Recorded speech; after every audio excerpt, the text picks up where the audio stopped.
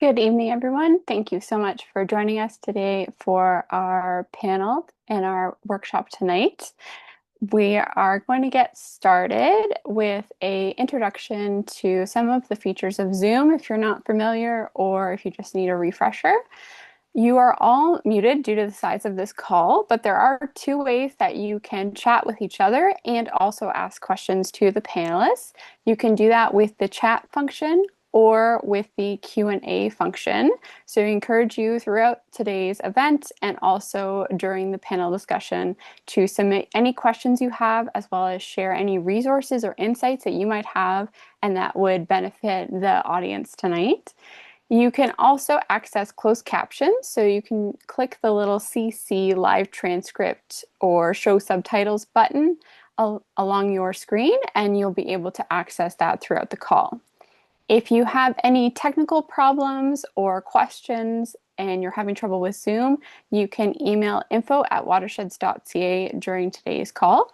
The event is an hour and a half, so if you have to leave or your internet is spotty, it is being recorded and you will receive that after today's event, along with a one-page summary about all of the main topics and takeaways from today's event. For those of you who maybe don't know who I am, my name is Monica Seidel, and I'm the Communications and Fundraising Manager at Watersheds Canada, and I'm going to be the host for today's event. To start, I would like to share a personal land and water acknowledgement and gratitude statement. So I am a settler and I work on and grew up on the ancestral, traditional, and unceded territory of the Algonquin Anishinaabe, which includes beautiful places like the Kichizibi or the Ottawa River that you see on the screen. I seek every day to honor the land I am on and also the water that I am dependent on. And I'm grateful to the many caretakers before me who have allowed me to enjoy these places today. As I continually learn about, read about, and learn from Indigenous teachers and nature as a teacher, with permission, I include their guiding principles and stories in the programs I deliver and the education materials I create. I strive to work in relation with and learn from others as we join together to care for our nature. Today's event has been co-organized by three leading water conservation and action organizations, including Water Watchers, Water Rangers, and Watersheds Canada. All of us are some combination of grassroots, nonprofit, and charities, and work very hard to deliver impactful programming and events like tonight by going through a number of financial hoops. So we would like to thank all of the different funders who have made tonight's event possible and brought together these amazing panelists. So to start today's session, we have just a simple one question poll for you that should pop up on your screen right now. The poll is just to get a feel of who's in the audience and sort of where we're at with salt pollution. So if you can answer that now, it is anonymous, but just helps us understand who's here and maybe what you're looking for in today's session. We will share the results. We're already over 70% answered, which is awesome. Thank you everyone for being speedy.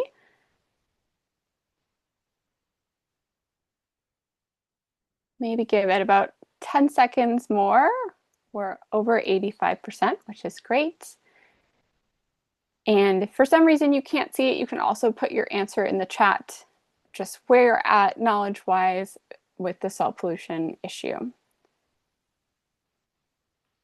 So I think you should be able to see the shared results now. So it's looking like everyone's kind of in the middle, feeling somewhat knowledgeable, maybe generally knowledgeable, and also some people who maybe are going to be able to share in the chat all of their knowledge and experiences. And then welcome to the people who are interested in this topic, but maybe looking for beginning resources and places of action.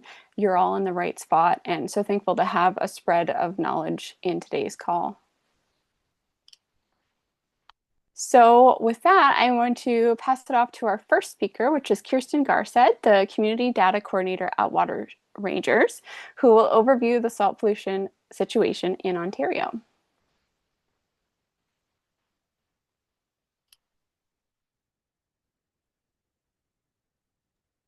That's great. Thank you so much, Monica. Hopefully everybody can see my screen and hear me okay. I'm seeing nods. That's excellent. So before we hear from our panel of experts, I'm going to take a few minutes to set the stage for us so we can explore how we got here with road salt, what we now know about its environmental effects, and why addressing this issue requires collaboration across all of our sectors. So first, why salt?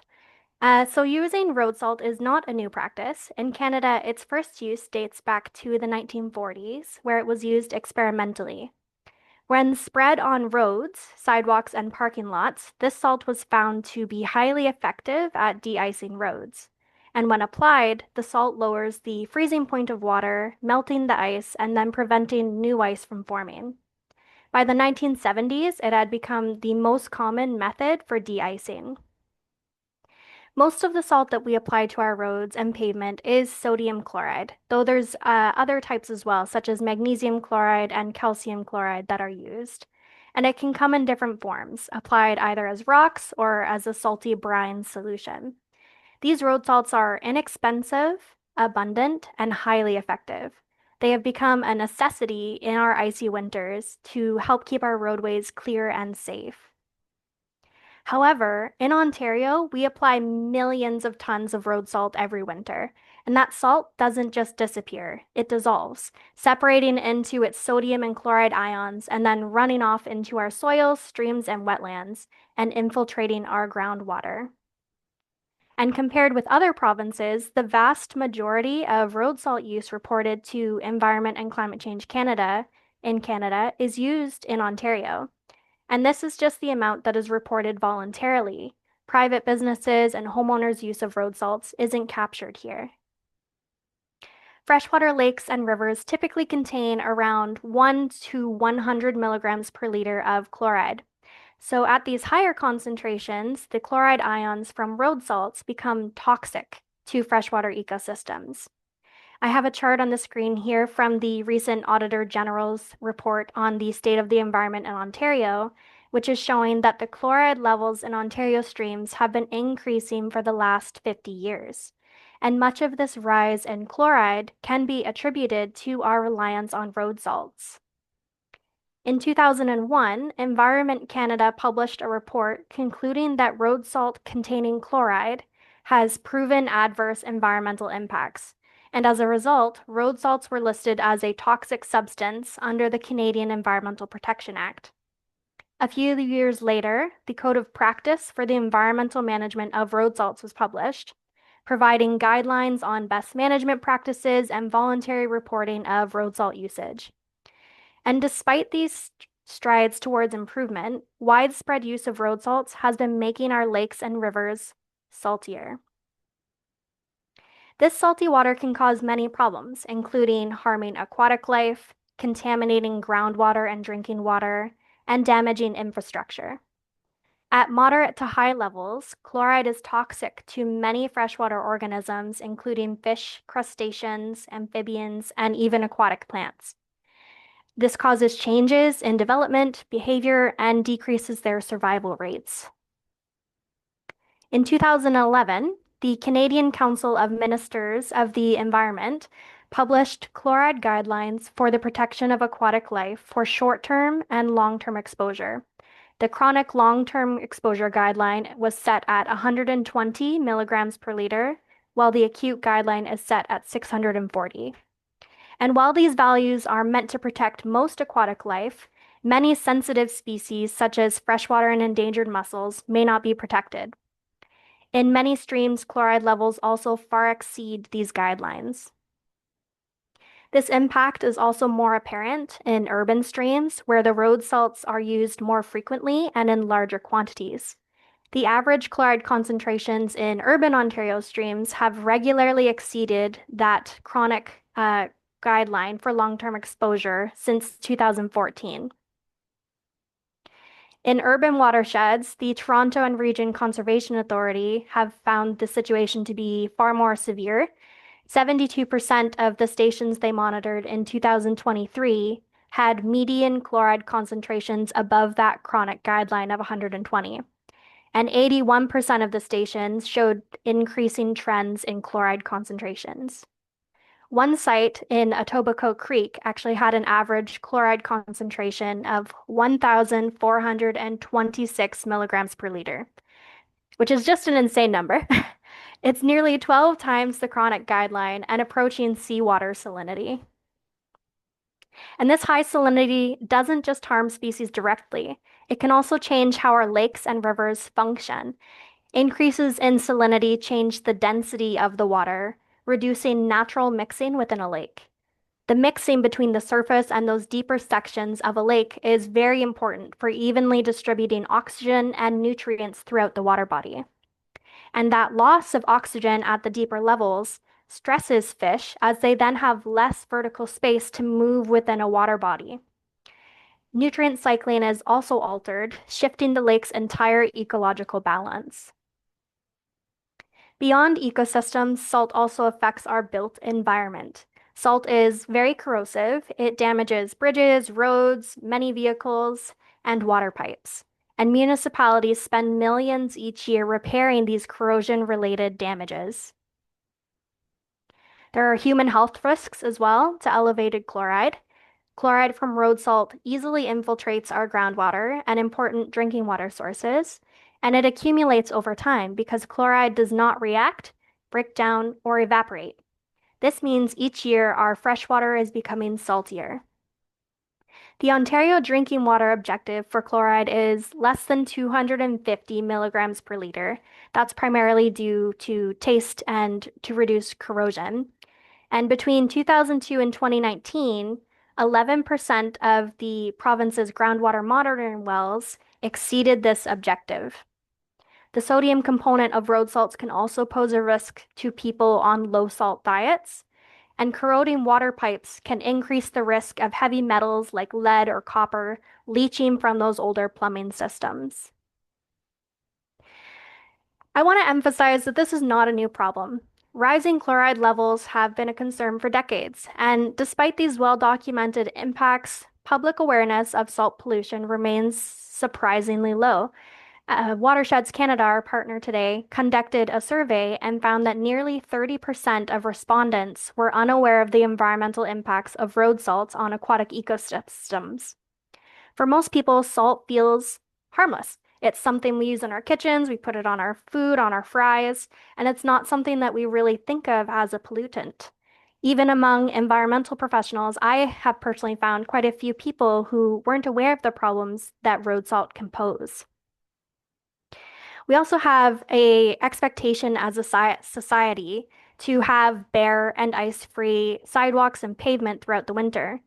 There's a widely held belief that more salt equals safer conditions. However, we're applying far, far more salt than is actually necessary for safety. And the salt itself is now actually causing tripping hazards as people are slipping on all of these excess salt crystals. Many parking lots, sidewalks, and private properties are oversalted out of caution or concern for being held liable if there was an accident. And removing this salt, once it is in our waters, is very challenging. And to date, the only real solution is to use less. So Ontario has over 200,000 lakes and 500,000 kilometers of rivers and streams, among the world's greatest freshwater resources. So protecting them is going to require all of us, scientists, municipalities, environmental organizations, industry, policymakers, and you. So as we move into this panel discussion, I encourage you to think about how your work and lives connect to this issue and how you can help keep our waters fresh. So with that, I'll pass it back to Monica. Thank you.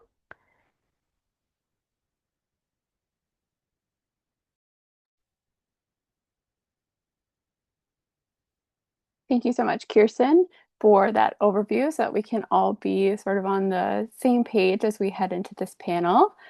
It's my pleasure to introduce our panelists who represent a spectrum of different stakeholder and also interests about this topic. So I'll introduce them all now. First, we're going to start with Dr. Shelley Arnott. Shelley is an aquatic ecologist at Queen's University whose research spans fundamental to applied outcomes. She uses field and laboratory experiments, as well as lake surveys and analyses of long-term data to assess plankton responses to human-induced environmental change, with a major focus on understanding multiple stressor interactions. She collaborates extensively with government, academic, and non-governmental organization scientists and recently led two global initiatives to examine variation and impact of freshwater salinization on zooplankton. Next, we welcome Lee Gold. Lee is the executive director of the Smart About Salt Council, a not-for-profit dedicated to addressing negative impacts of poor winter maintenance practices on freshwater resources, while also promoting safety through best management practices. Lee has been working at the heart of salt pollution in Ontario for over a decade and offers invaluable insights into the issue. We are also fortunate to have Julie Wright join us tonight. Julie is a city councillor in Waterloo, Ontario, and the national director of Our Living Waters, a Canada-wide network that unites Canadian water leaders towards all waters in good health by 2030. Previously, Julie led resilience and science initiatives focused on practical impacts through various departments at the University of Waterloo. Her early career also included 10 years experience in communications and public affairs work for clients at the forefront of sector disruption. Finally, we have Danny Lindemood with us. Danny is the campaigns and communications director of Water Watchers and is also the lead organizer of the Ontario Salt Pollution Coalition, a working group of individuals and organizations seeking provincial action to address the salt pollution of Ontario's waters. Danny is a community activator, campaigner, and creative based in the Great Lakes Basin. With a master's exploring water sustainability and access, as well as a decade of academic, non-governmental organization, and creative experience researching and protecting water, Danny is honored that water is the connective thread of her career. To moderate today's panel, we have Dr. Lauren Lawson. As a Natural Sciences and Engineering Research Council of Canada, also known as NSERC, postdoctoral fellow in the Watershed Stewardship Research Collaborative at Carleton University, she works in collaboration with Fisheries and Oceans Canada to map and examine threats to aquatic species at risk. Lauren completed her PhD in ecology and evolutionary biology at the University of Toronto, where she investigated the impacts of freshwater salinization and urbanization on aquatic species in the Greater Toronto Area. So with that, I will pass it over to Lauren to start the panel. Hey, thanks, Monica, for your introductions. We clearly have a fantastic set of panelists with us this evening here to share their diverse expertise. I'll direct our first question of the evening to Shelley, and that question is, how is salt pollution impacting or intersecting with your work, either historically or presently? And what are some of the most pressing threats from salt pollution in your estimation? Plainly, how worried should we be? Thanks, Lauren. So I've been doing salt research for about the last decade, and we focused a lot on zooplankton. So those are the tiny microscopic organisms that consume algae, and then they in turn are consumed by higher trophic levels like fish. So they're important in energy transfer. And what we found is when we look at the Daphnia themselves, that they're actually way more susceptible to salt than we originally thought.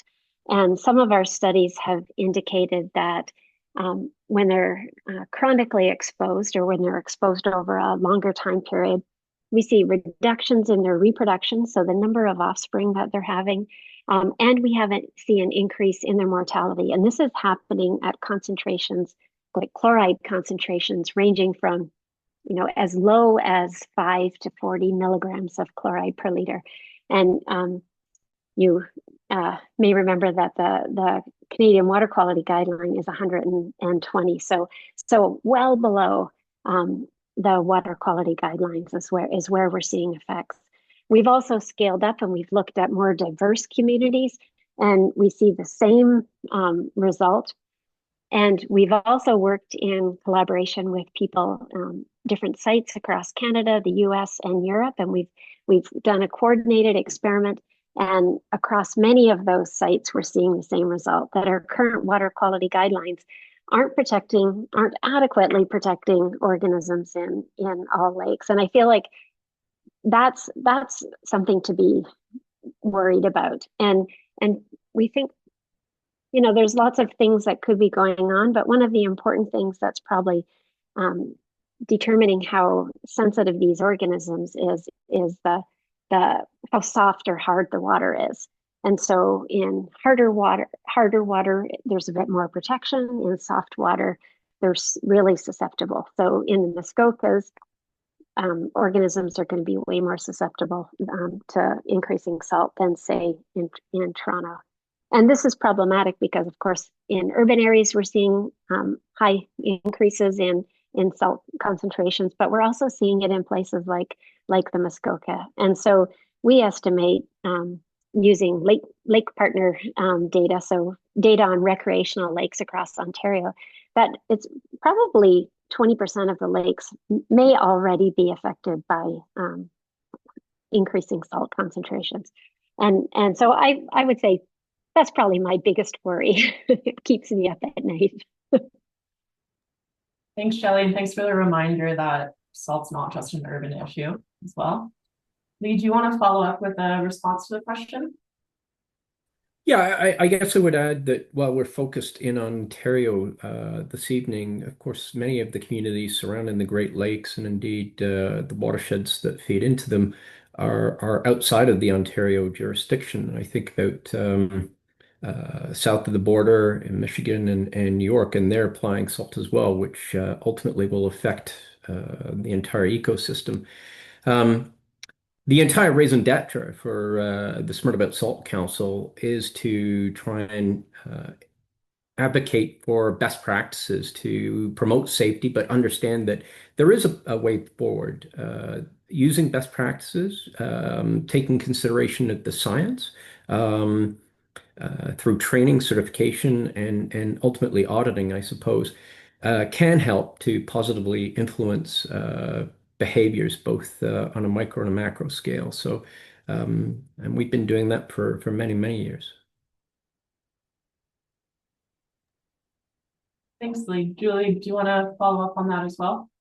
Sure, I'll pop in here just to say that, as a city councilor, I'm seeing the increased urbanization of my community. So that's the addition of a lot of non-permeable surface where salt is used on a regular basis for winter control.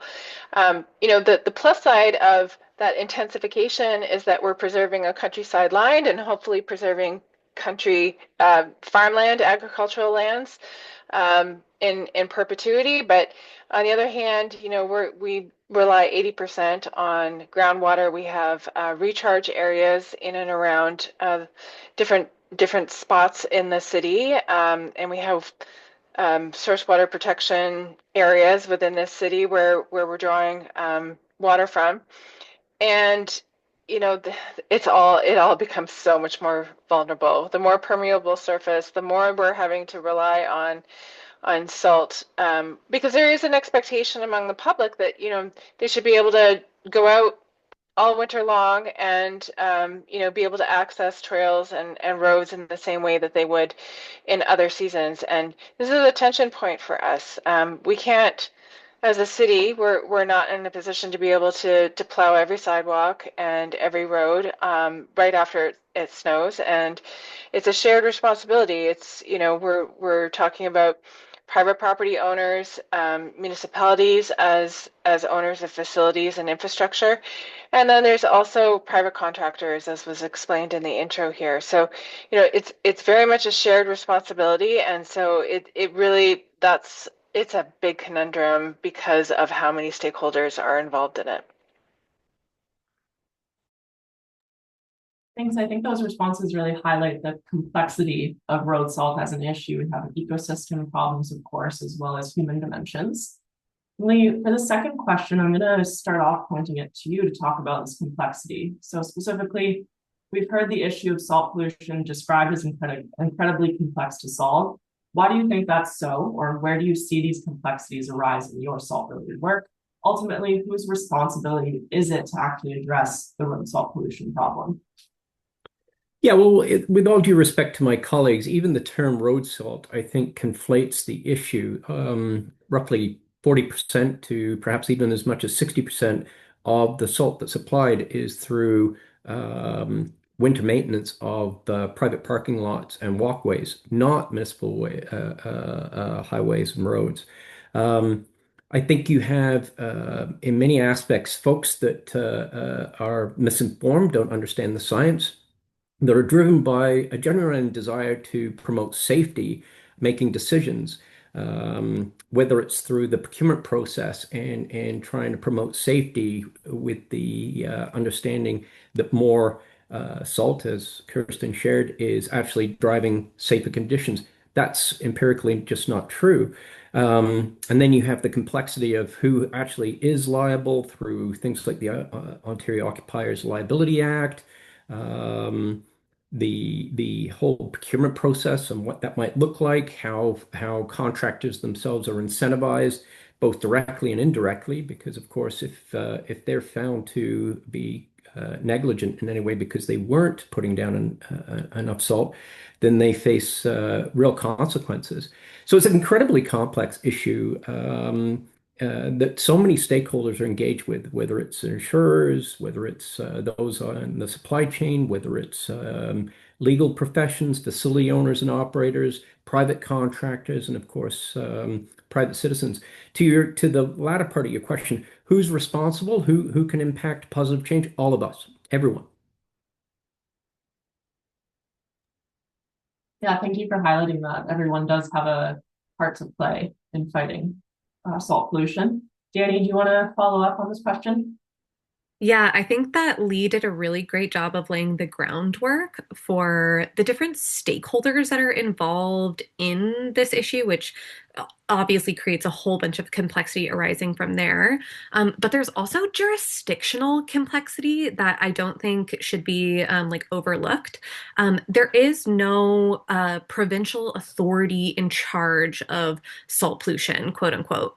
The Ministry of Environment, Conservation, and Parks monitors the water for the issue, but they don't want to implement solutions to actually address it and stop it. The Attorney General, their office can actually limit or share the liability of salt pollution issues, which should absolutely happen so that contractors can put down less salt.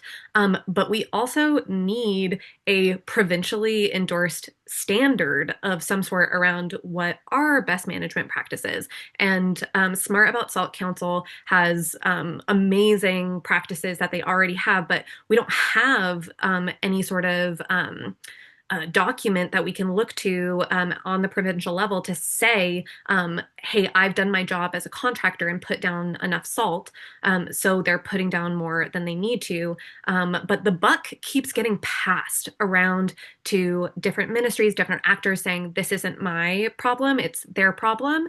And to me, with the question of whose responsibility is it ultimately to address salt pollution? I put it to the province in general, but it does need to be a collaborative, multi-jurisdictional approach so that we can fulsomely address the issue, not just superficially address it. Thanks, Danny. I think that points towards the importance of, while it's all teamwork, someone does need to lead that team, and hopefully the province could be one of those leaders.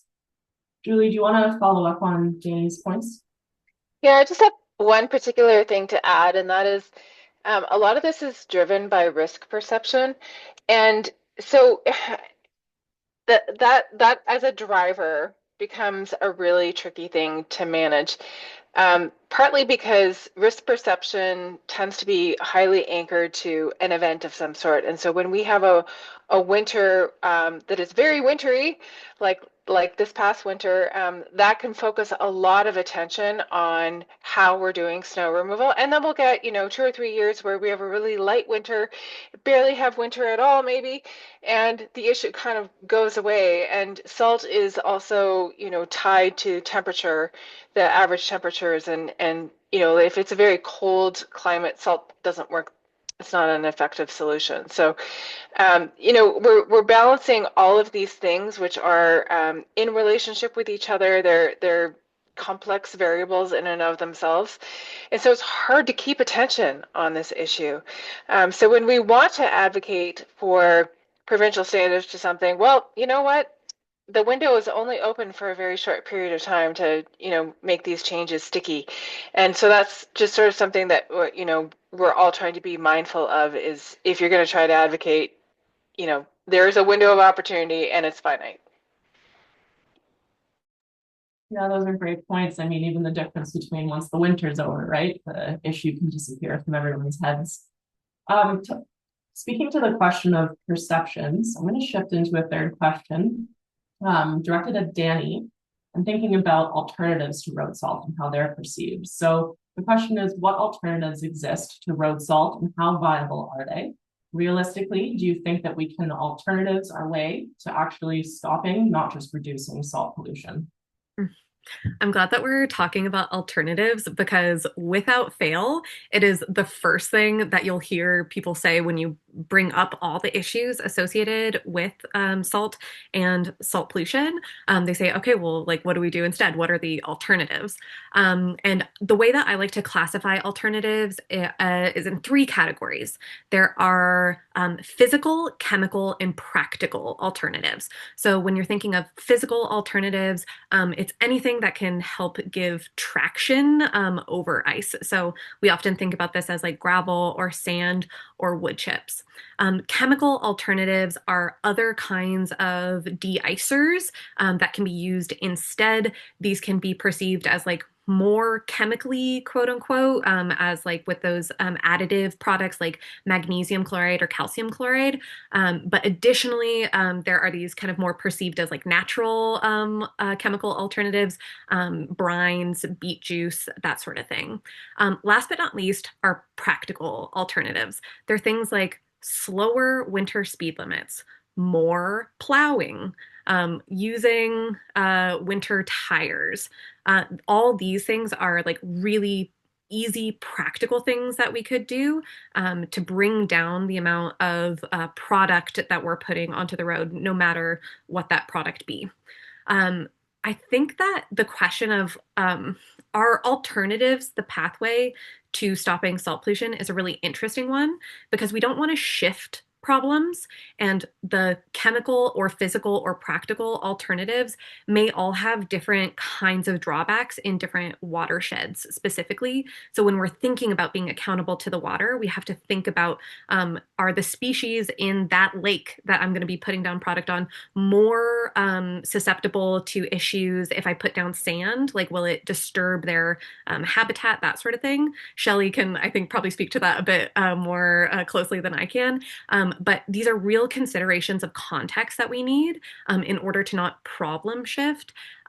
Ultimately, I think the practical alternatives, or even like maybe consciousness shifting, could be a really beautiful pathway to stop salt pollution, where we can think about how we can live with winter in a different way, move more slowly, perhaps, and actually be responsive to the season that we live in and not trade a perception of safety during the winter with trading like our tomorrow of water security. And I think that in that way, some alternatives are definitely better than others in mapping or charting a pathway to a less salty future. Thank you. Yeah, it was great to highlight the physical, chemical, and practical alternatives there, because I think as Shelley can respond next, a lot of people do focus on thinking about those chemical alternatives, but we still have those practical options too. So Shelley, do you want to answer speaking to some of your alternatives research? Yeah, thanks. And yeah, Danny, I think you did such a great job of giving an overview of those alternatives. But my research group has focused on a lot on the chemical alternatives. A lot of them are considered, eco-friendly, and so we've been testing them to see what kind of an impact they have on aquatic life. And we did one study where we compared like an organic alternative. So that's like the beet juice brine. And there's a lot of municipalities are using that because it sticks on the road a little bit better and you don't have to apply as much. There's also these chemical ones that Danny had mentioned that have it's primarily sodium chloride, but then there's also the addition of calcium chloride or magnesium chloride or calcium sulfate. And those work at, broader range of temperatures. And, so the people like to use those. So we've been testing those and we compared beet juice with, rock salt with something called master malt. And what we found was that the master malt and road salt were pretty similar in their toxicity, but beet juice was horrendous. And we did lab tests and field tests, and um, it, beet juice just was killing things. like this, and I think there's a couple of reasons for that. One is that because of all the sugars associated with it, the oxygen concentrations were going down. But another important thing is that it's high in potassium, and potassium chloride is really toxic. And so I guess I just really wanted to suggest that people be cautious. I don't think these eco-friendly alternatives have really been tested in terms of how friendly they are to aquatic organisms. And certainly our initial work suggests that some of them, like beet juice, certainly aren't eco-friendly. And we're continuing to test that. We've done a big experiment this summer. I don't have any results to share, but stay tuned next year.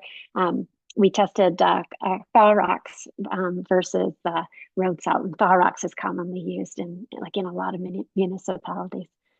So, but yeah, I definitely caution against these alternatives. Some of them might be fine, but others not so much. Yeah, I think that's great to highlight how our perception of these alternatives is important, just like our perceptions of risk that we spoke to before. Lee, do you want to follow up with some thoughts from your experiences with Smart About Salt? Yeah, I would echo what Danny was sharing around some of the alternatives. I do think the agricultural products like beet juice or byproducts from cheese making or even brewing are mischaracterized as being eco-friendly. You still need salt. But I will say these 2 points. I think entirely Danny is correct when we talk about a new relationship between ourselves and winter. We're still in Canada, and it is going to snow. The other thing I would point out, it's in many ways, it's also about basics. Before we even start thinking about putting down a product like salt or calcium chloride, mac chloride, and acetates and whatnot are really quite expensive. So they're typically not part of any sort of basic practice. But think about mechanical snow and ice removal before we even have to get to that point where we're having to put down any sort of a product. Think about how we can, because salt itself is not the actual agent that melts snow and ice. It's actually the brine that's created when the sodium chloride interacts with water. So if we can get in front of that process with using liquids, either before a winter event or even after, it has been empirically proven that we can use less snow. So even practices that would complement a change in our personal perception, our personal engagement with winter, I think would help to solve some of the challenges. Thanks, Lee. And I think, as you said, that highlights back to what Danny shared about considering physical, chemical, and practical alternatives, not just those golden chemical alternatives that are perceived to be golden. I'm going to follow up with our final question of the longer panel, with all panelists to respond to this question, which are, what are some of the most helpful pathways forward to you to reduce or stop salt pollution? Are there particular examples bringing you inspiration or hope? And we'll start with Julie. Yeah, thanks for that question. I always like the good news examples. Number one, I think as a city councilor, I'm actually getting emails from people showing me where excessive salt is being used in the city. And the benefit of that is it shows me that there's a much higher awareness of the overuse of salt among my constituents for sure. They send me photos, and I can act on that. I can, call facilities. I can point out where there's a problem with a contractor. I can do some investigation work as a counselor. So when like the people power aspect of it is fantastic, and the more that we can do that, the better this situation is going to get because we're going to turn the curve on the behaviors and the expectations. Number two, seeing lots of good stuff happening in my municipality for sure, and probably more broadly across the region because we've had smart about salt training for a very long time in the Waterloo region. But it's the better calibration of the trucks, a big focus on fleet efficiency and routes and making sure that, we're not going out too often, that we're going out at the right time. And then also the parking lot management side of things, that we have a risk management plan that includes smart about salt. And so these are sort of built-in little policy tools at a municipal level where we can really activate that smart about salt program and make sure that we're pushing that to our subcontractors, et cetera, in the work that they're doing. So if they're going to be working with us, then they need to be working with smart about salt. Thanks for that. Those examples of inspiration to be hopeful for at the municipal management level. I think those are really key to highlight what's going on behind the scenes. And to your first point, I totally agree that a picture is worth 1,000 words. So it's nice to see that. Well, bad to see it, but nice that it's being shared so action can be taken. Shelley, do you want to go next? Sure. Thanks. Yeah, so I'm going to talk about two things. I think it's great that Julie highlighted the municipalities, and I think that's really great, and I think that's where some really good and important work is being done. And I want to give a shout out to the Friends of Muskoka Watershed, because I think that's a group that is really working together and has taken the salt issue to heart, and it's a major priority for them. And they're monitoring, and they're writing reports, they're educating the public, they're working with the municipality, and I think I guess I'm highlighting that as a community based organization that's doing some really good work.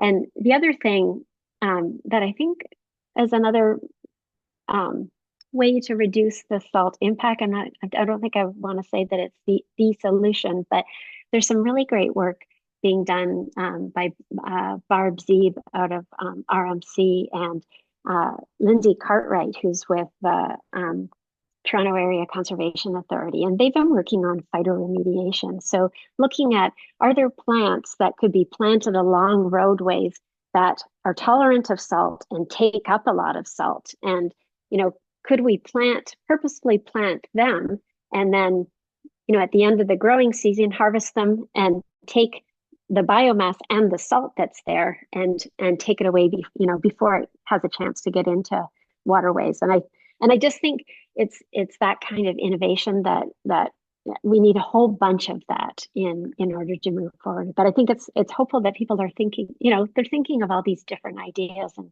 testing them out, with the hope that they'll have some kind of impact. Thanks, Shelley, and thanks for highlighting beyond municipal action, the importance of local group action as well. Lee, do you want to follow up with some thoughts?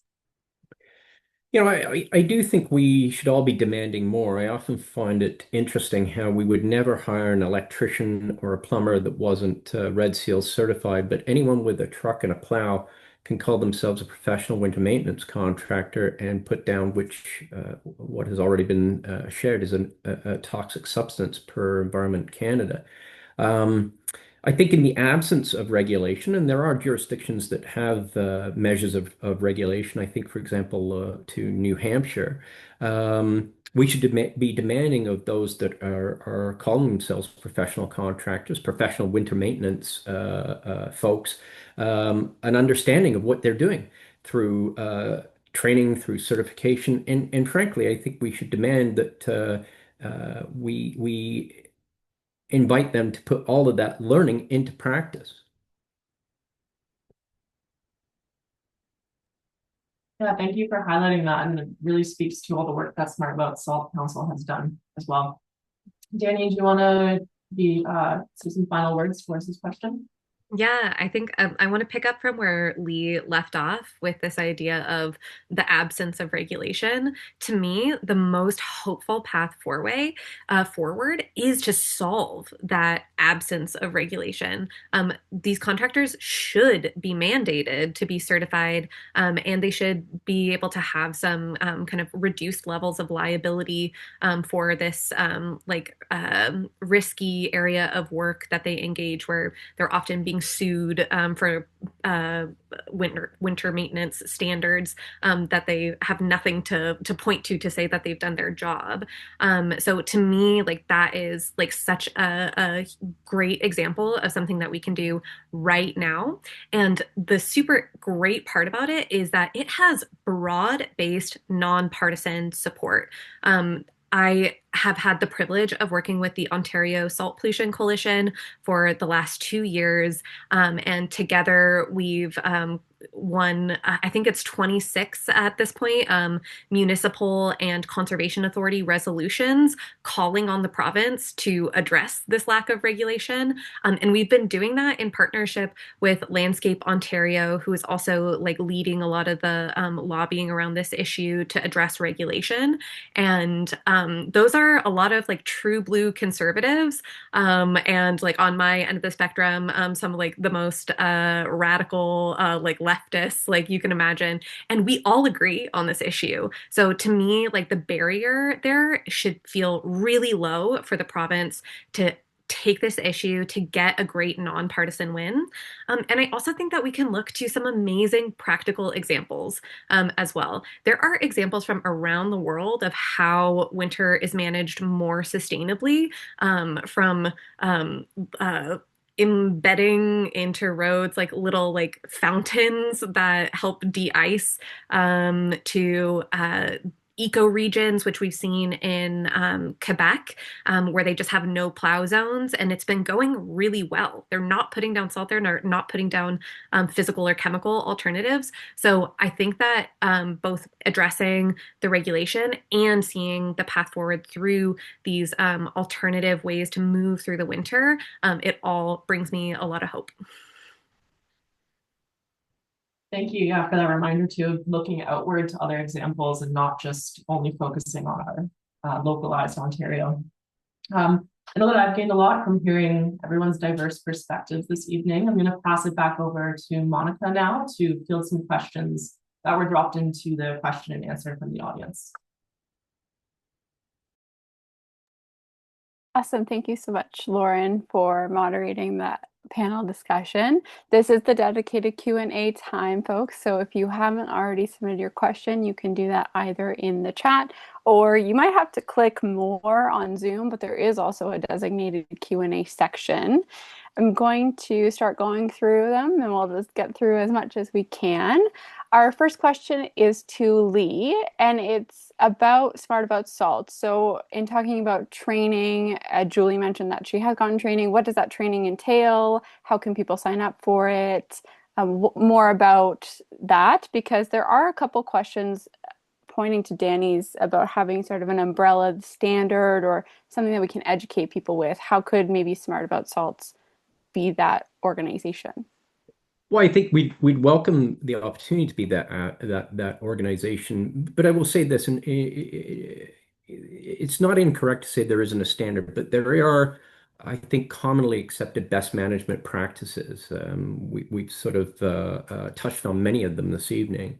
Um, our training programs are designed not just for those that are engaged as professionals in winter maintenance, so contractors, but for facility owners, for those in the supply chain, and really those that are interested in gaining a more advanced knowledge of best practices in winter maintenance. We do that.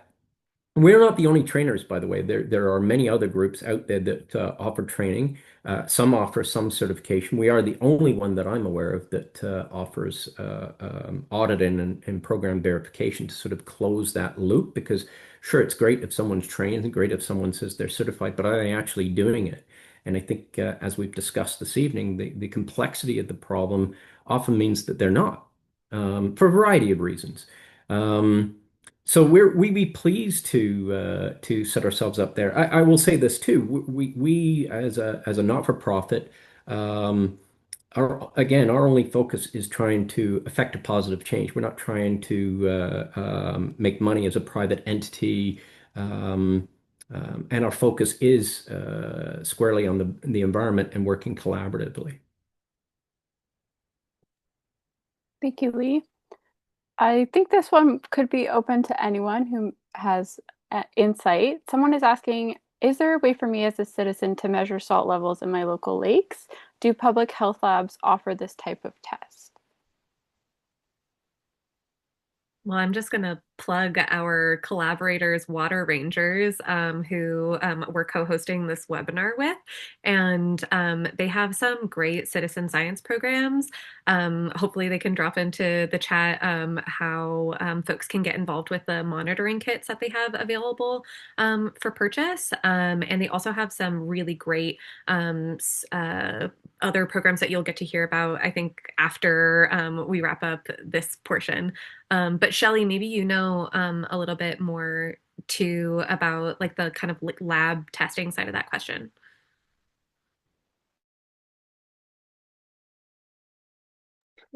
Sorry, trying to unmute.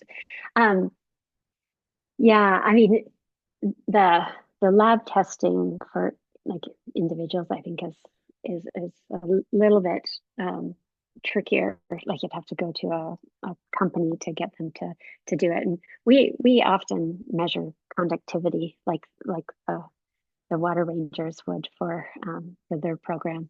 Um, One thing I will say for people who are on lakes, they have the ability to become a lake partner, and that's um, through FOCA, the Federation of Ontario Cottage Associations, and the Ministry of Environment, Conservation and Parks.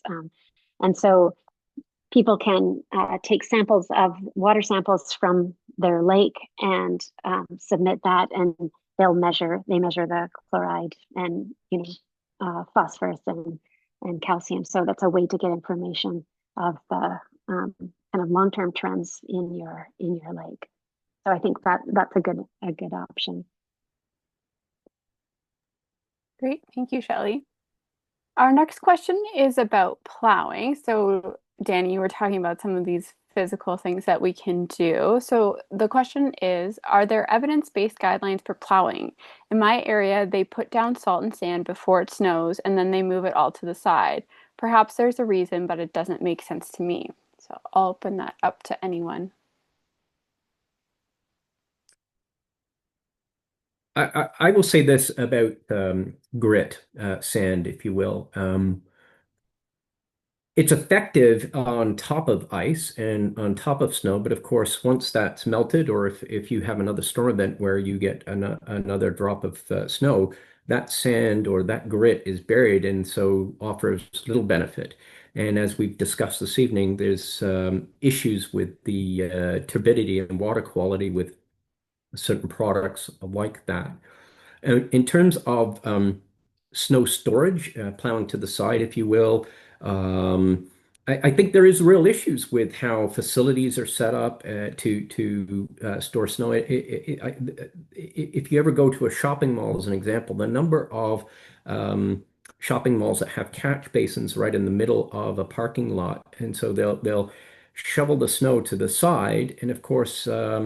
As the weather warms in say the latter parts of winter and you get a melting in the day and then a freezing overnight, there has to be another application of grits or salts to promote safety. So where we And how we conceive of facilities and snow storage also is a way of countering the amount of salt that has to be applied to achieve safety. So again, we go back to the complexity of the challenge.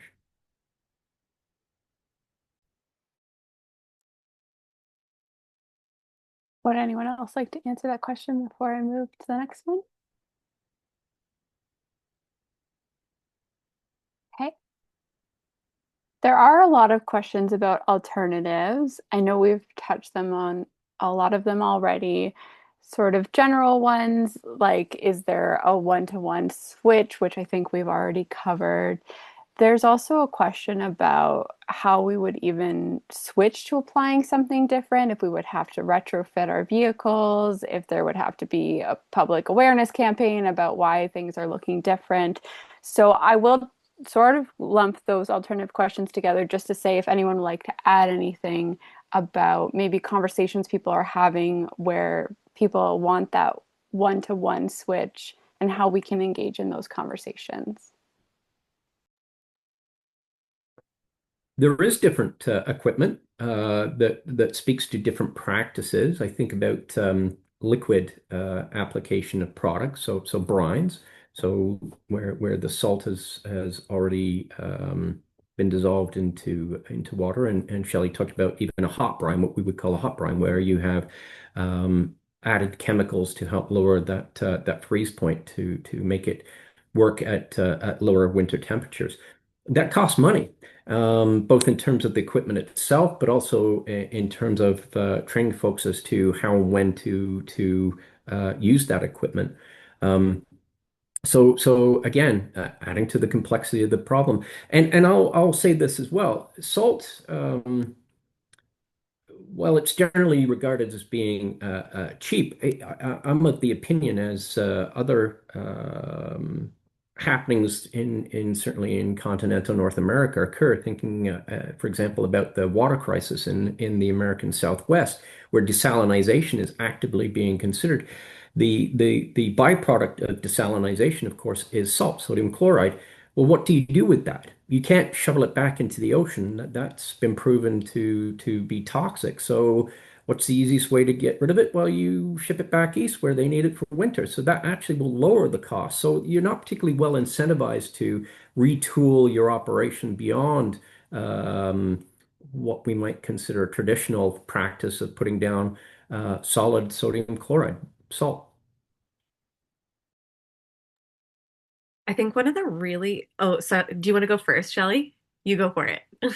No, sorry. I was just going to make a comment about the switching to brine, and I think some studies have shown that you can reduce your salt use by about 50% by switching to brine. So like it's not eliminating the salt issue, but it's definitely reducing it. And I guess those are things we have to weigh out. Is that worth the cost, retooling in order to reduce the amount of salt we put on? I think one of the really interesting things that I've come across since working on this issue as well is the economic argument that Lee brings up around this idea of like, okay, what will it actually cost us to get into the retooling space? And those costs would be concentrated on municipalities and contractors. So that is not lost, I think, on me, that those like the economic burden of that would need to be something that would need to be addressed in some sort of a transition policy towards a less salty future. And in the same breath, you hear all the time that the reason that people choose salt or organizations choose to use salt is because it's cheap. And it is cheap to procure and use, but the costs of it are externalized in a way that is not considered, and in my opinion, not given its due consideration. There was a really interesting article that I read from 2017 where they were trying to estimate some of the economic costs of road salt, and it was done by Canada's Eco-Fiscal Commission, whose tagline is like practical solutions for growing prosperity. So looking at the space of how can we be eco but also responsive in an economic way.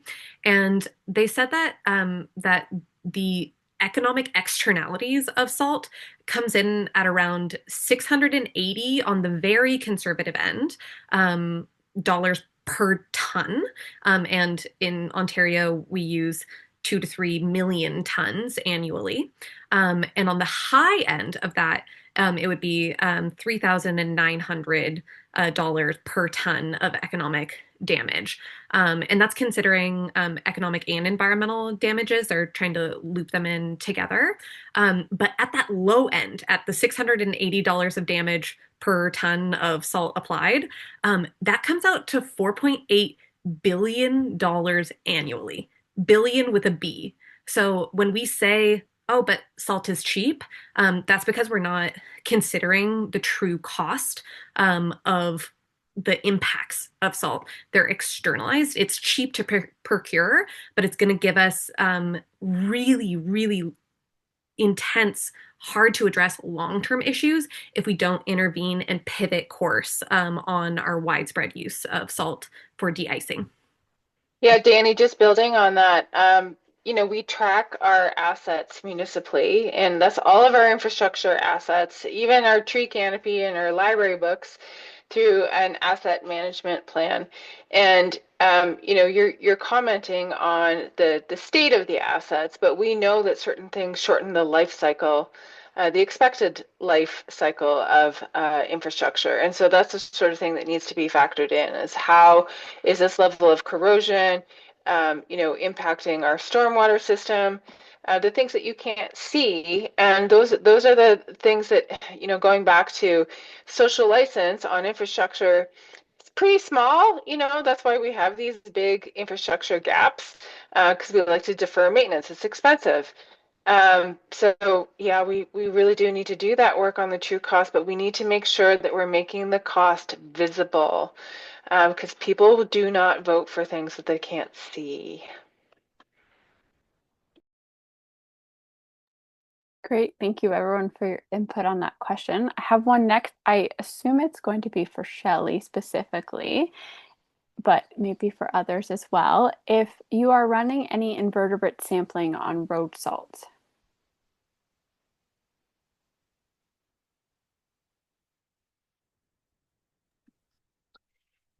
I'm sorry, I'm kind of trying to think of what that question is getting at, like whether we're sampling invertebrates in lakes and looking at how they're affected by salt, or but so I will just answer. and we do a lot of work with invertebrates, like the zooplankton that we're working with are in invertebrates, and they're um, they're pretty they're really sensitive to salt, and so we definitely see the loss of like their numbers, so their populations go down. And there are some that are more sensitive than others, but when we look across the board, they're all ultimately sensitive. And so it's not even necessarily that we expect, oh, there'll be losers and winners. Everyone's a loser when the salt concentration gets high enough, and I think that's a real problem. And the invertebrates, just to add, the invertebrates that we work on, we see them as really key links in aquatic food webs. And so if you lose them, they're the ones that are grazing on the algae. It's not just that direct effect, there's also indirect effects. So if you lose those grazers, then the algae concentrations go up. And salt influences algae directly as well, because things like cyanobacteria, the ones that form those blooms, are less sensitive to salt than some of the smaller green ones that are really tasty for invertebrates. And so it's kind of a double whammy. So anyways, I guess hopefully that kind of answers the question.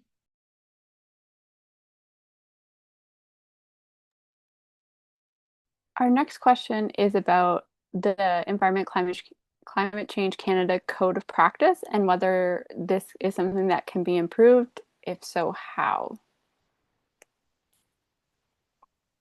I expect Lee might have some good perspectives on this. But the thing that I'll say is the Code of Practice is a federal guiding document.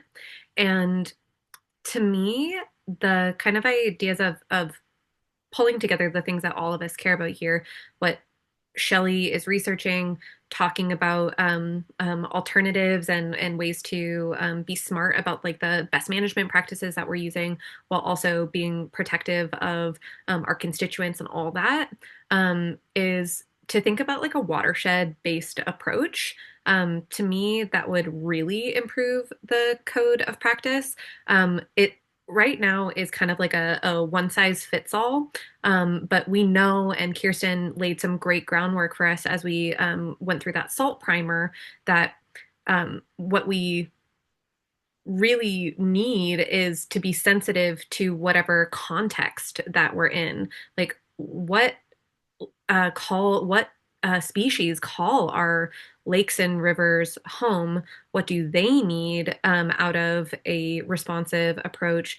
How can we ensure that for water bodies where the guidelines should be much lower, how do we ensure that we're like targeting towards that rather than towards staying under 120 milliliters for chronic exposure? And thinking about those things in like a really tangible way, it's again a bit of a wicked problem. There is no one size fits all solution. But we know that salt and a lot of the chemical alternatives, as well as some of the physical alternatives that I mentioned, are not the right thing to be doing almost like full stop. So we need to, I think, also just be thinking about very much like when we're looking at a plan analysis of like what do we think of this plan, we're usually considering some sort of a like no intervention option, and to me that should be part of our code of practice, to say, can we do nothing? Can we do low level solutions like the practical things I mentioned, like plowing, and really highlighting those as the first go to rather than taking them for granted as just like part of the process that will happen, but really centering those as solutions.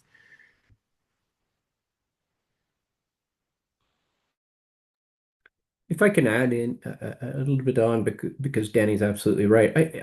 This is not an either or proposition. This is actually one of those rare things where the environment can benefit. There's an economic benefit, and there's a people benefit to adopting better practices, better relationships with how we're engaging with winter and how we're undertaking winter maintenance. Um, Safety is obviously a primacy to that effort.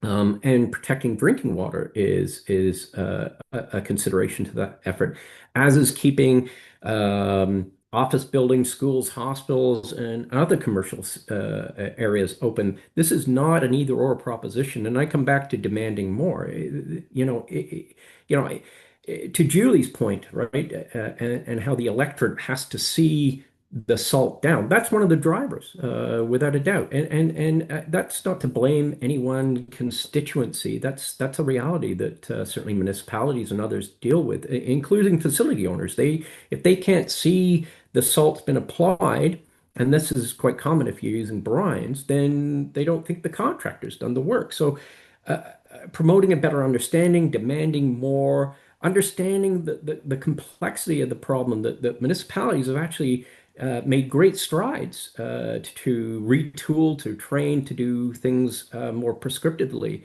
But they're only half the challenge, which is why I often cringe at just using the term road salt, because parking lots, private places of work, business, and play are still at least half the problem.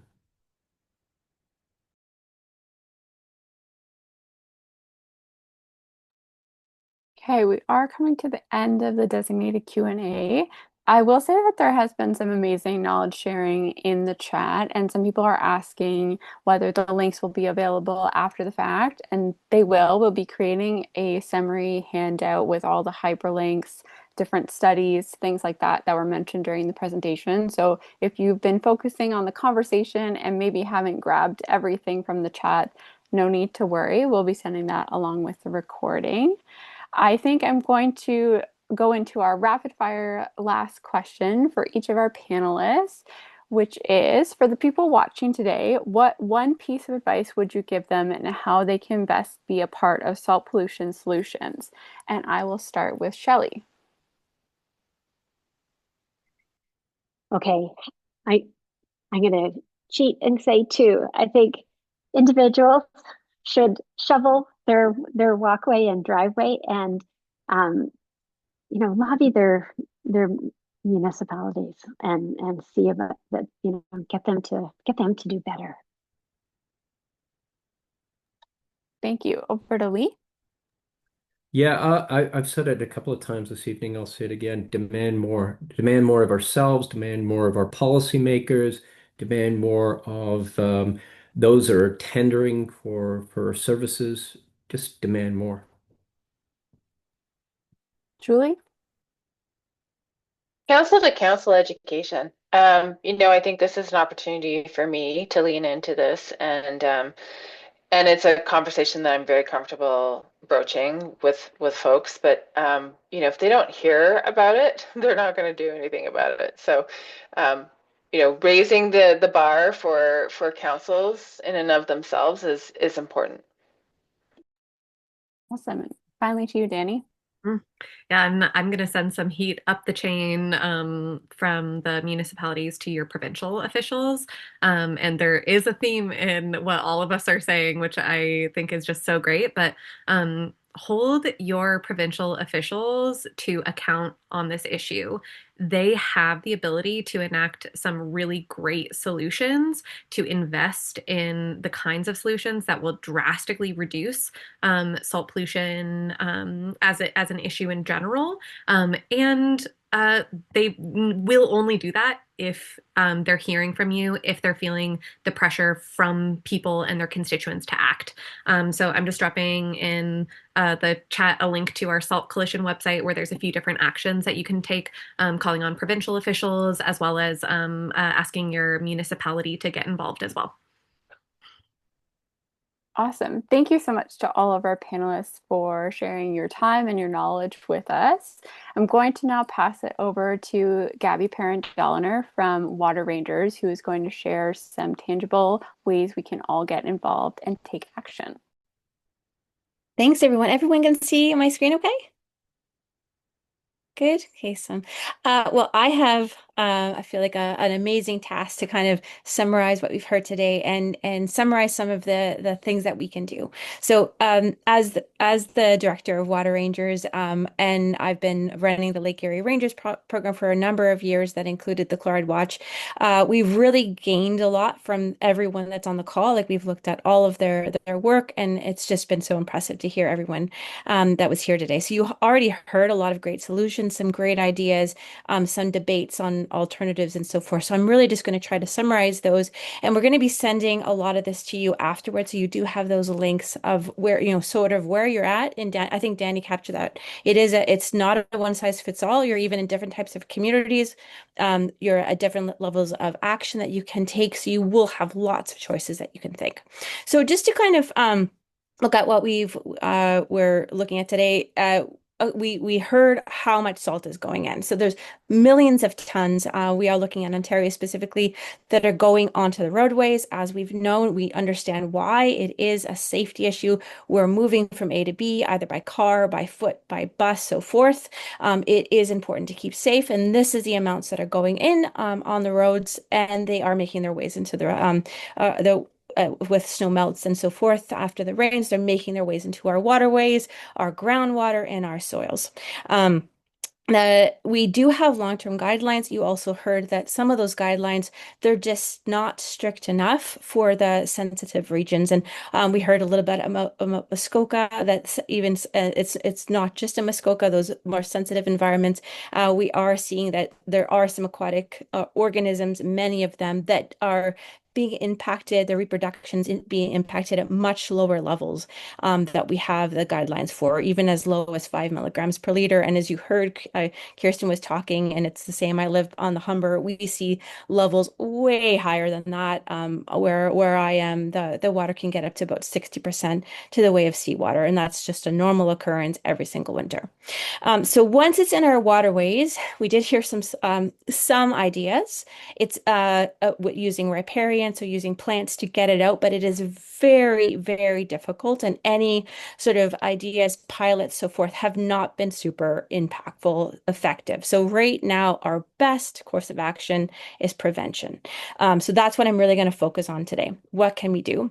And when I say you all have a part to play, I'm not trying to be pandering. You actually, and I think Lee was saying this, everyone was, you actually do have a responsibility. So you can be contributing to your community, but you also, as just someone who lives in this area, does have a role to play, and it's really, really important here.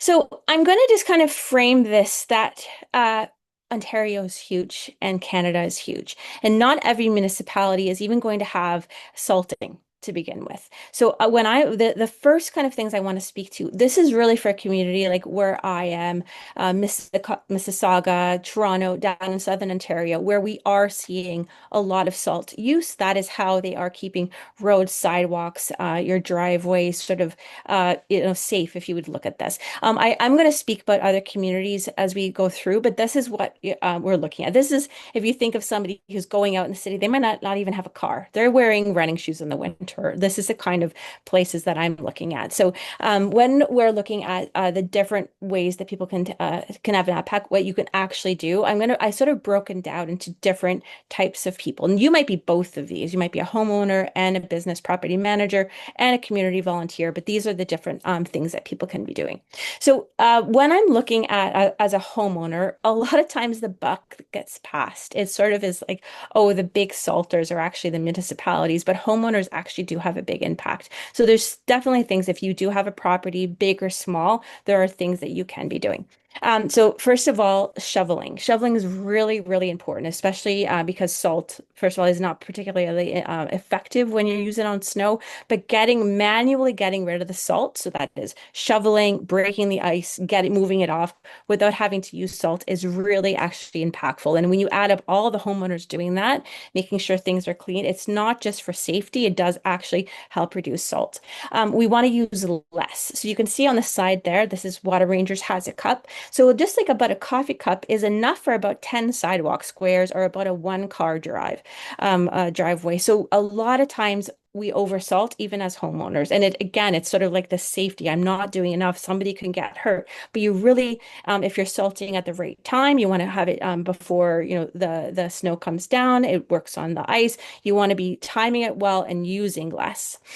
You want to try alternatives. Now, alternatives, it's not always, there's financial things you can do. You can have one of those warming sidewalks and driveways. That's not within everyone's financial means to do this, but this is one of the things that you can be doing. You again manually be losing the salt. You can try the alternatives. We heard that there is some debate about them, but you can try different things to see what they would work. And you can also sweep up the salt. So a lot of times you've heard this, that you do see the leftover salt. You can be sweeping it up and then reusing it again at a different time. Now we know that the business owners, the properties, these are like malls, airports, schools, like my kids all complain about them getting hurt more on the salt than on the ice at the schools. They have a lot more surface area, and there's a lot they can be doing. I'm going to sort of run through this because I think that it was really well covered in the discussion and by the panelists, and you could see this, and we'll send some information. I'm just going to focus on the things that weren't really mentioned or we can speak to, but I think getting certified themselves or only hiring the certified contractors is really important. We see that done in other businesses. So the small to boat contractors, it's really, really important. Storing salt is also really important. You don't want it running off, but you also, if you're in a vulnerable area, we see a lot of businesses that run right into creeks with the melt. You do want to be storing it in a great way that is away from these sensitive waterways where it can be running off. We also want to, you can be pre-treating with brine so that we're seeing, Mississauga, Peterborough, Toronto, a lot of places are doing this.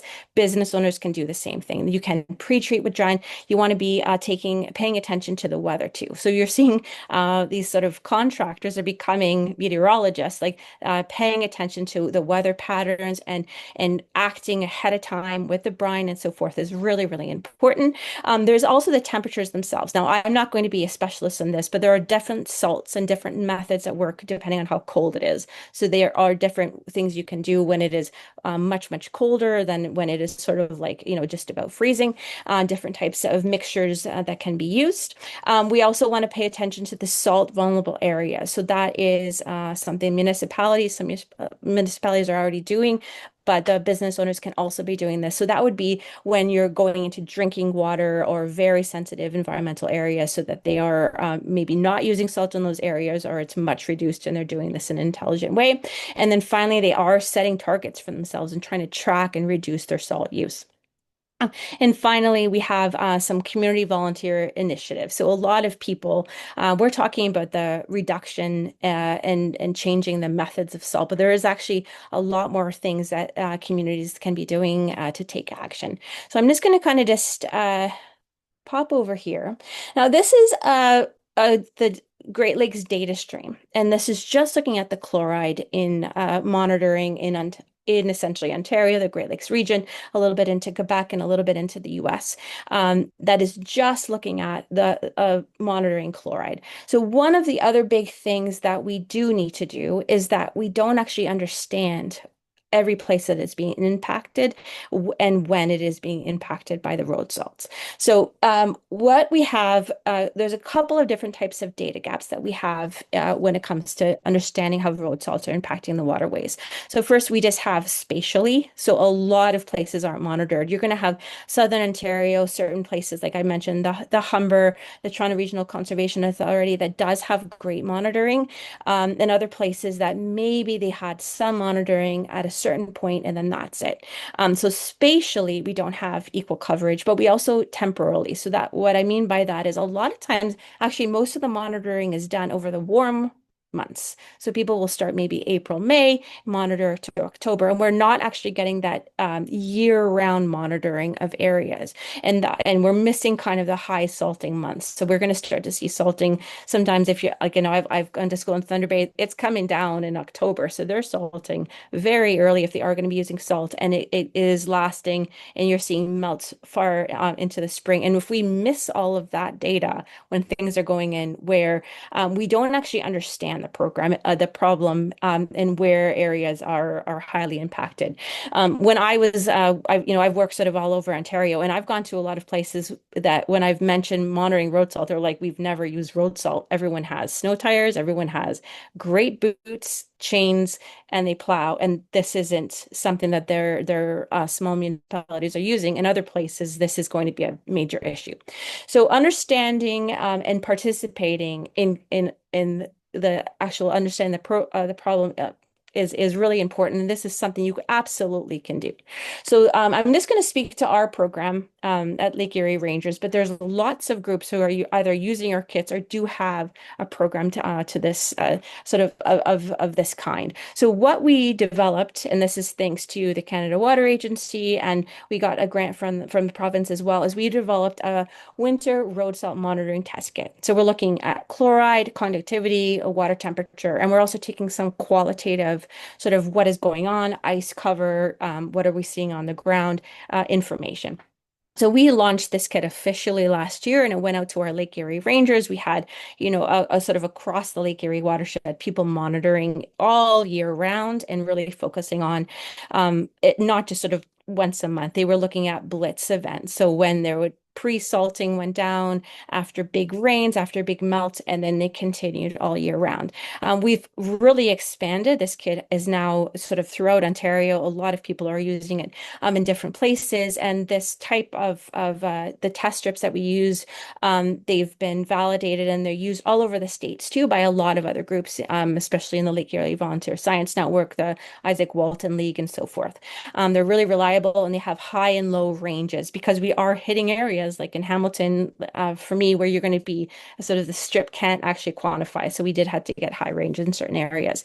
This kit is available, and we absolutely, if you are looking to participate, we're going to have the links there. You can reach out to Kirsten or I if you are interested in participating or in a kit like this, where you can start monitoring your own water. It's really easy to use. You get the results in the field, and then you can kind of understand what is going on with your road salts. Just in summary, I'm going to finish off here because there's a lot to cover, but I just want you to sort of feel assured that you can reach out to all of us and you're going to get all of these links in the follow-up email. Is that everyone, it's not just sort of one person to blame, one person that is going to do the work. Everyone has a responsibility, and everyone, we really do have to work together. We heard that over and over by the panelists. It is not a one-person job. It's not a one-sector job. It is everybody sort of understanding that they are contributing, even if not directly. They are part of the community, and we all can be doing something. So when we're looking at the residents, I've sort of mentioned this, but I'm just going to kind of breeze through this. But you can be using less salts, but you do need to learn more about what you can do.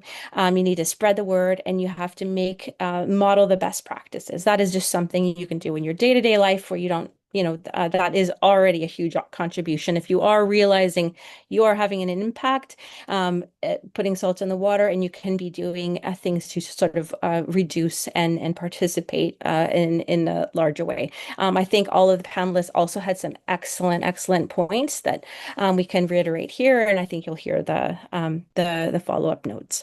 In terms of municipalities, we do want to champion. Some municipalities have really taken this seriously, and we do want to give them a shout out. They are modeling best practices.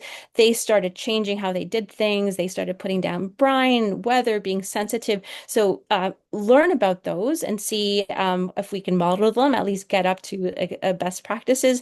But there was some excellent points where we should be, where we can see our municipalities doing more, asking them to do more, being vocal about it and getting them up to there. And they do have some roadmaps that a lot of places that are salting and haven't adopted these best practices that they can do. So really understanding, piloting new technologies and so forth. Going on to scientists and volunteer monitors, there's a lot to learn. And I think that first, the alternatives, really understanding what else we can do, that needs to be developed. And we are seeing a lot of people are doing a lot of work on this. But we also want to see what's happening with things exactly like we talked about. Is there ways we can be using, riparian planting or some kind of like new technologies to actually work on getting the salts out of the water, out of the fresh water. So there's a lot of work that scientists and volunteer monitors can do. We also have to continue to monitor, as I mentioned. I'm not going to go through that in depth again, but we really do actually have to understand this problem more. So the spatial and temporal monitoring. Industry partners, improving materials and application of technologies to cut the salts use while maintaining the safety. That's they have to do two big jobs there. And then finally, advocating NGOs. So we work together through the Ontario Salt Pollution Coalition. You've heard a little bit about that. The link is right there where you can actually get involved with this. And Jenny can speak a little bit more to this. And then advanced policy and public awareness. So I'm going to pass it back to Monica. You do have those links to the call to action where you can see all of our organizations, get in touch with all of us, but all of this is also going to be sent to you afterwards. And thank you very much. And thanks again to our panelists. Awesome. Thank you, Gabby, for the impossible task of trying to summarize that in just a few minutes. And I really appreciate just how that was laid out in nice little boxes and lists for everyone as a sort of wrap up for today's session. So before you go, we have one more quick poll for everyone. It's going to pop up on your screen if you can let us know kind of how you're feeling post-event. So we got your input at the beginning of the event, but now that you have gone through this hour and a half packed session, do you feel like anything's changed with your knowledge and also your outlook? How confident are you feeling that we can all work together on this issue in Ontario? So if you wouldn't mind filling that in before you go anywhere, that would be great.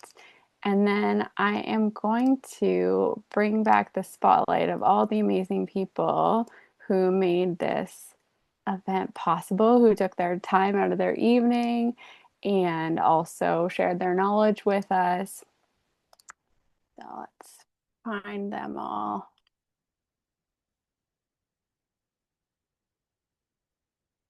This was a tri-organization effort, so thank you to water rangers, water watchers, and then I thank myself, Watersheds Canada. It was a lot of work to organize this, and we're just so thankful for all of you who came. I'm so pleased with how it went, how much knowledge sharing there was, how positive people are feeling about this issue, and how we can work together to impact change. As an organization that is on the Ontario Salt Pollution Coalition, it has been amazing to see the growing impact and momentum of more groups joining, more municipalities taking action. And so this is, I think, one of the environmental issues where we can feel like there is actually something being done and that a solution is possible. So thank you to our panelists and our moderators and our presenters. I'm just so thankful to be in a space with all of these wonderful water protectors and just thankful. Yeah, just very thankful. Thank you all. And if you answered the poll, then that is the end of today's session. So we will be sending a recording, handout, summary. I saw someone asking if we could do some social media graphics to try and like sum up key facts. So communications manager, I've got that in the back. So we'll try and pull together some of those and share them with everyone. But our poll looks like everyone is feeling more knowledgeable, which is lovely. We've all done our jobs and feeling more confident as well, which is really lovely to see. So thank you all for your time tonight, and we will follow up with more resources for you to keep the momentum going after today.